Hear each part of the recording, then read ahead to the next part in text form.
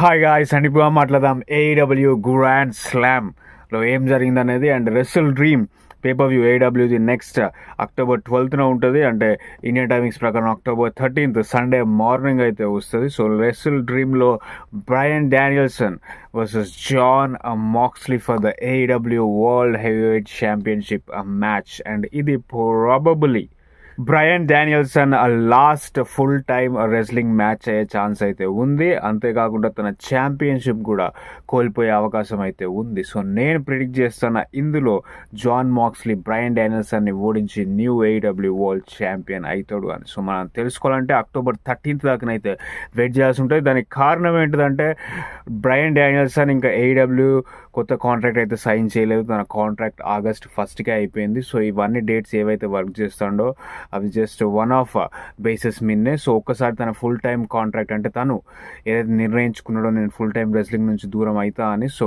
అది ఆ డెసిజన్ మీదకి వచ్చిన తర్వాత తను పార్ట్ టైం కాంట్రాక్ట్ సైన్ చేసే ఛాన్స్ అయితే ఉంది. సో అందువల్లనే ఆ కాంట్రాక్ట్ ఎక్స్టెన్షన్ అనేది అయితే ఇంకా జరగలేదు.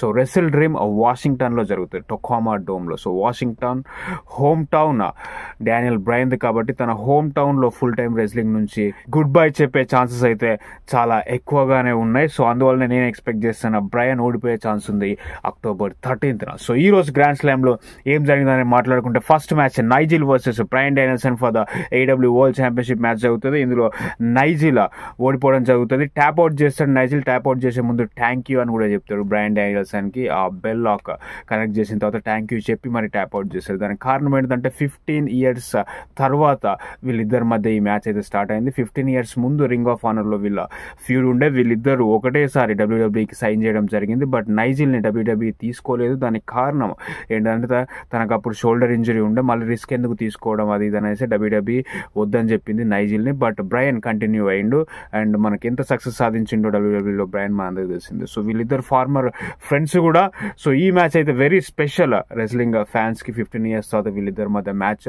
సో బ్రయన్ డానియల్సన్ తన ఛాంపియన్షిప్ అయితే రిటైన్ చేసుకుంటాడు. దాని తర్వాత క్రిస్టియన్ కేజ్ దగ్గర కాంట్రాక్ట్ ఉంది. ఆల్ ఇన్లో తాను గాట్లెట్ మ్యాచ్ గెలిచి కాంట్రాక్ట్ అయితే సొంతం చేసుకున్నాడు. డబ్ల్యూడబ్ల్యూలో money in the bank contract ఎలానో ఇప్పుడు క్రిస్టియన్ కేజ్ దగ్గర ఉన్న కాంట్రాక్ట్ కూడా అంతే. So any time cash in చేసుకోవచ్చు. అది క్యాష్ ఇన్ చేసుకోవడానికి వస్తాడు బ్రయన్ డానియల్సన్ మీద. అయితే కిప్ సేబియన్ అయితే ఆపడం జరుగుతుంది క్రిస్టియన్ కేజ్కి అండ్ కిప్ సేబియన్కి వీళ్ళ ఫ్యూడ్ అయితే స్టార్ట్ అయింది, నడుస్తూనే ఉన్నది. సో అందువల్ల కిప్ సేబియన్ అడ్డుకుంటాడు. ఏదో ఒక రోజు 100% క్రిస్టియన్ కేజ్ క్యాష్ ఇన్ చేసుకుని న్యూ ఏడబ్ల్యూ వరల్డ్ ఛాంపియన్ అయితే అవుతాడు. సో మరి అది రెస్ల్ డ్రీమ్లో అయితే లేకపోతే దాని తర్వాత ఎప్పుడన్నా అయితే చూడాలి. సో అది and next Rodrigues strong versus hook for the FTW championship match. ఇందులో హుక్ రోడ్రిక్ స్ట్రాంగ్ ని ట్యాప్ అవుట్ చేపించి తన ఛాంపియన్షిప్ అయితే రిటైన్ చేసుకుంటాడు. దాని తర్వాత ఆ FTW ఛాంపియన్షిప్ హుక్ వాళ్ళ తండ్రి టాజ్ తీసుకొచ్చింది 1998లో. ఇప్పుడు ఆ టైటిల్ ని రిటైర్ చేయడం అయితే జరుగుతుంది. ఇంకా ఈ టైటిల్ నాకు అవసరం లేదు, నేను రిటైర్ చేసేస్తాను అని అయితే వాళ్ళ ఫాదర్కి ఇస్తాడు హుక్. సో ఇప్పుడు నో మోర్ FTW టైటిల్, AEWలో ఒక టైటిల్ తగ్గిపోయిందని అయితే చెప్పుకోవచ్చు. And next Will Ospreay Kyle Fletcher versus Young Bucks Matt and Nick Jackson for the AEW tag team championship match.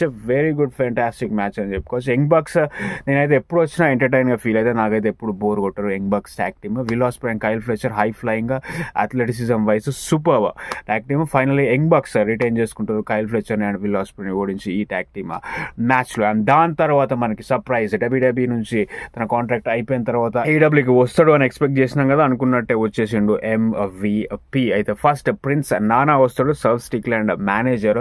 So తను వచ్చి సర్వ్ స్టిక్లాండ్ గురించి మాట్లాడుతా అంటే తను ఎప్పుడు వస్తాడు దాని గురించి డిస్కస్ చేస్తా అంటే MVP వచ్చి డిస్ట్రాక్ట్ చేస్తాడు. సో MVP వచ్చి చెప్తాడు ప్రిన్స్ నానాతోని సర్వ్ స్టిక్లాండ్ ఏమేమి చేసిండు, నేను అవన్నీ చూసిన, తను AEW వరల్డ్ ఛాంపియన్ అయిండు, ఇంతమంది సూపర్ స్టార్స్ ని ఓడించిండు అని అయితే చెప్తాడు. అంతేకాకుండా నువ్వు అసలు ఏం చేస్తావు సర్వ్ స్టిక్లాండ్ మేనేజర్ గా ఉండి, సర్వ్ స్టిక్లాండ్ ఛాంపియన్ కోల్పోయిండు ఆల్ ఇన్ లో.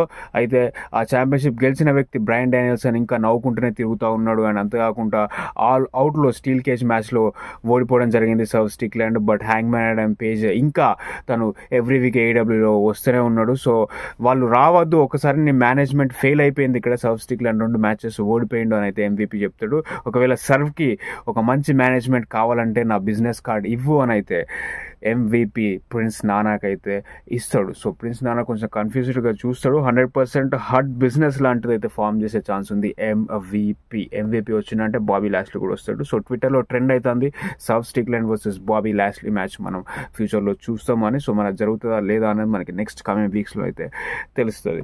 అండ్ అంతేకాకుండా మరాయా మే వర్సెస్ యూకా సాకాజాకి మ్యాచ్ జరుగుతుంది AEW ఉమెన్స్ ఛాంపియన్షిప్. ఇందులో యూకా సాకాజాకిని మరాయా మే ఓడించి తన ఛాంపియన్షిప్ అయితే రిటైన్ చేసుకుంటే దాని తర్వాత తన ఫ్రెండ్ మీనా వస్తుంది. వాళ్ళిద్దరు సెలబ్రేట్ చేసుకుంటే బ్యాక్ స్టేజ్కి అయితే వెళ్ళిపోతారు. అండ్ మెయిన్ ఈవెంట్లో Darby Allin versus Jon Moxley. So Darby Allin దగ్గర నెంబర్ 1 కంటెండర్ ఆపర్చునిటీ అయితే ఉంది. సో ఈ రోజు జాన్ మాక్స్లీ డర్బీ అలెన్ ఓడిస్తే ఆ ఆపర్చునిటీ తనకైతే వస్తుంది. సో అనుకున్నట్టుగానే వెరీ టఫ్ ఫైట్ ఇస్తారు డర్బీ అలెన్. ఆల్మోస్ట్ జాన్ మాక్స్లీని ఓడిస్తాడు అనిపిస్తుంది. But Jon Moxley avalanche death rider connect చేసి డర్బీ అలెన్ని ఓడించి తన కాంట్రాక్ట్ జాన్ మాక్స్లీ సొంతం చేసుకుంటాడు. ఇప్పుడు Jon Moxley number 1 contender for the AEW world championship. మన స్టార్టింగ్ లో డిస్కస్ చేసినట్టు రెస్ల్ డ్రీమ్ లో Jon Moxley versus Bryan Daniels అన్న అఫీషియల్ అయిపోయింది. మ్యాచ్ అయిపోయిన తర్వాత బ్రయన్ వస్తాడు. మనకు తెలిసిందే ఆల్ అవుట్ లో ఏం జరిగిందో.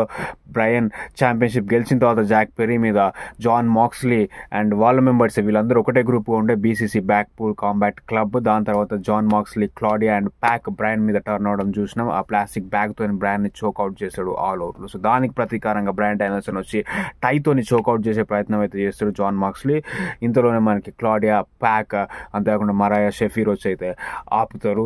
And Brian Danielson war declare చేస్తాడు. నేను వార్ డిక్లేర్ చేస్తాను అని అంటారు. సో వాళ్ళందరూ వచ్చి బ్రయన్ ని కొడుతా అంటే బ్రయన్ ని సేవ్ చేయడానికి వస్తారు ప్రైవేట్ పార్టీ మెంబర్ కోమా రాడో. సో మరి బ్రయన్ అయితే ఛాలెంజ్ చేసేసిండు అండ్ వార్ కూడా డిక్లేర్ చేసిండు. సో మరి వార్ లో ఎవరు గెలుస్తారు అనేది మనకి రెస్ల్ డ్రీమ్ లోనైతే తెలియబోతుంది October 30th. So very interesting గా మారుతుంది. షేన్ మిక్మ్యాన్ వస్తాడు అన్న రూమర్స్ కూడా వస్తున్నాయి.